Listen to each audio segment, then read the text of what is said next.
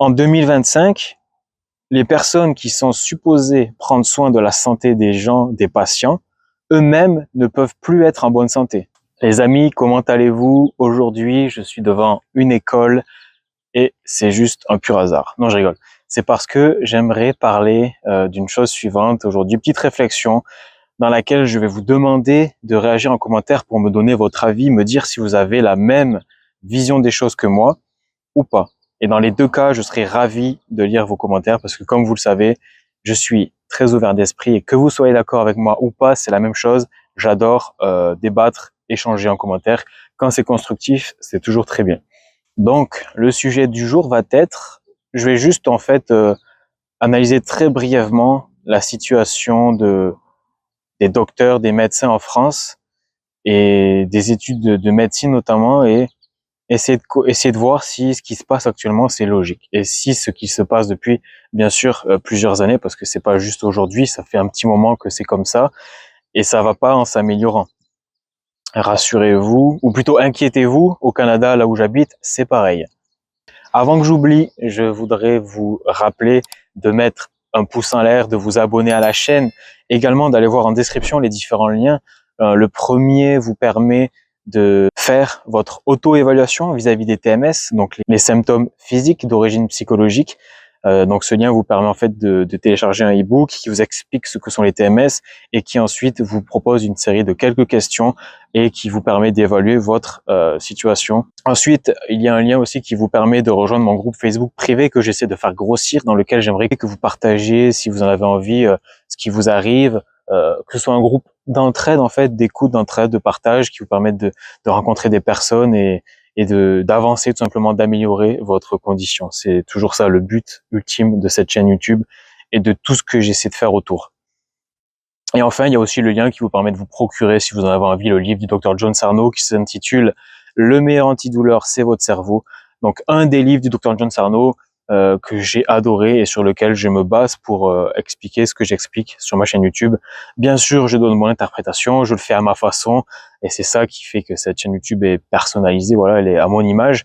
Mais c'est le Dr John Sarno qui a créé ce concept de TMS, syndrome de tension musculaire, et c'est notamment ce qui me permet de développer pas mal d'idées tout autour de ça.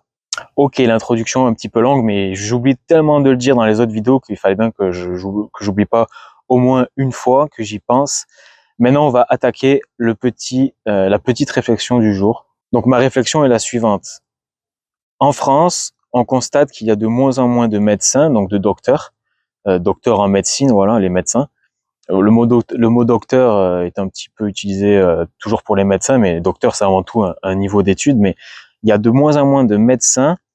Mais pour autant, les études de médecine sont, j'ai l'impression, de plus en plus difficiles, sont de plus en plus sélectives.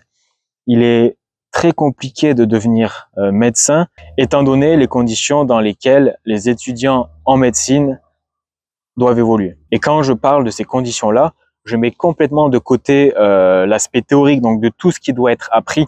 Ça, bien sûr, c'est très compliqué, c'est très long, c'est évident. Le but derrière, c'est de devenir médecin. Mais si on met de côté tout le programme qui est enseigné, je veux parler essentiellement des conditions, donc c'est-à-dire le contexte dans lequel les étudiants évoluent, cet esprit de compétition qui est mis sur les étudiants, la pression qui est exercée sur les étudiants, le niveau de sélection ultra abusif selon moi, parce qu'il y a beaucoup de personnes qui rêvent d'être médecins, mais en bout de ligne, on n'en prend qu'une très infime partie. Et pourtant, de l'autre côté, il y a de moins en moins de médecins en France. Les médecins qui partent à la retraite ne sont pas remplacés. Voilà, moi, j'ai quitté la France il y a 7 ans. Tous les médecins que je connaissais il y a 7 ans, aujourd'hui, ils sont tous à la retraite et aucun d'entre eux n'a été remplacé. Et ça, c'est très grave parce que en parallèle, la population continue d'évoluer, il y a de plus en plus de monde et il y a malheureusement de moins en moins de médecins. Donc pourquoi est-ce que un métier qui prône la santé, donc la médecine, pourquoi est-ce que les étudiants en médecine doivent pendant, allez, on va arrondir à 10 ans d'études, pourquoi ces étudiants doivent pendant 10 ans évoluer dans un contexte dans lequel ils ne peuvent pas prendre soin de leur santé? Pourquoi? Parce que le sommeil est énormément challengé. Le niveau de stress atteint des sommets records. Ils n'ont quasiment plus le temps de manger certaines fois, tellement il y a des choses à faire, etc., etc. Et pour couronner le tout, leur seul moment de détente, ce sont les soirées alcoolisées. Donc pour moi, il y a un gros problème là-dedans. Le constat, il est très grave. Et quand je parle des médecins, je pense que ça s'adapte aussi à d'autres professionnels de la santé, comme les infirmières. Les infirmières, c'est malheureusement un métier où ces personnes se dédient corps et âme à des patients qui ont besoin de soins, mais elles et ils, donc les infirmières, les infirmiers, en parallèle, n'ont même pas de quoi prendre soin de leur santé, étant donné le rythme effréné de leur journée. Elles n'ont même pas le temps de faire de pause, elles n'ont même pas le temps de manger correctement, elles n'ont même plus le temps parfois de dormir parce qu'il y a des gardes parfois qui sont interminables. En 2025, les personnes qui sont supposées prendre soin de la santé des gens, des patients, eux-mêmes ne peuvent plus être en bonne santé. On habitue en fait les étudiants en médecine à ne pas prendre soin de leur santé, entre guillemets. Et après, ce sont eux qui sont supposés, encore une fois, prendre soin des autres. Pour moi, il y a un paradoxe, et dans ce milieu-là de la santé, je trouve que ce paradoxe ne devrait pas exister. À mon avis, on devrait prendre soin des étudiants qui veulent devenir médecins.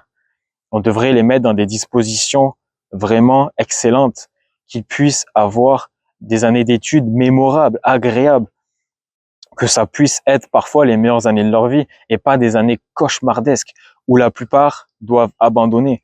Et souvent, ils abandonnent parce que les conditions ne leur permettent pas d'assimiler tout ce qu'il y a à assimiler de bonne manière. Et ça, c'est très dommage. Donc voilà, à travers cette vidéo, je veux rendre hommage à tous les professionnels de la santé, qu'ils soient médecins, infirmiers ou peu importe, qui, à cause de mauvaises conditions de travail, parfois, doivent perdre eux-mêmes des points de vie. Voilà, quand tu dors pas bien, quand tu manges pas bien, quand t'as pas le temps de faire des choses élémentaires, des besoins élémentaires, quand tu peux pas répondre à ça, tu perds des points de vie et ça c'est triste. Pour moi, ce sont des gens qui devraient être mis dans des conditions excellentes et ce n'est pas le cas. Et bien que ma chaîne traite de tout ce qui touche au psychologique, donc c'est pas vraiment lié aux médecins et à la médecine parce que voilà, ce n'est pas quelque chose que les médecins apprennent.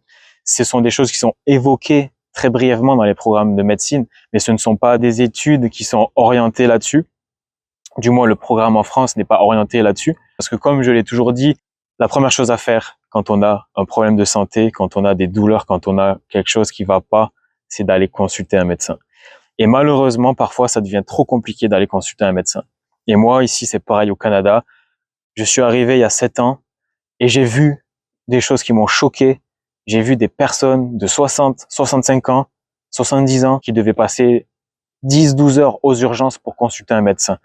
Donc, tu as vécu toute ta vie dans un pays, tu as 70 ans et tu n'as même pas un médecin de famille à portée de main que tu peux appeler pour avoir un rendez-vous le jour même ou le lendemain ou le surlendemain. Non, tu es obligé d'aller dans un hôpital, attendre 12 heures dans une salle d'attente et je trouve ça choquant parce que je sais que la France, comme le Canada, ont les moyens de faire différemment. Et ça, je trouve que c'est pas normal. Pourquoi c'était normal avant? Pourquoi ça ne l'est plus? Donc voilà, allez voir votre médecin quand vous avez des problèmes. Oui, les médecins ne sont pas formés à tout ce qui est symptômes d'origine psychologique, mais ça reste qu'il faut toujours écarter les autres éventualités quand on a quelque chose qui va pas. Donc, si quelque chose ne va pas, on va voir un médecin. Mais bien sûr, en parallèle, on peut toujours explorer cette piste psychologique de TMS et ma chaîne YouTube est là pour ça. Donc, je vous remercie de m'avoir écouté. Dites-moi vraiment en commentaire ce que vous pensez de mon point de vue. Et si vous avez une expérience avec la médecine, si vous êtes vous-même étudiant, dites-moi c'est quoi votre réalité. Dites-moi si vous êtes infirmière, infirmier, quelle est votre réalité. J'ai envie de savoir, ça m'intéresse. En tout cas, gros merci à tous ceux qui font ces métiers-là. Sans vous, ça serait encore plus problématique que ça ne l'est déjà. Prenez soin de vous. On se voit très vite. À la prochaine. Ciao les amis.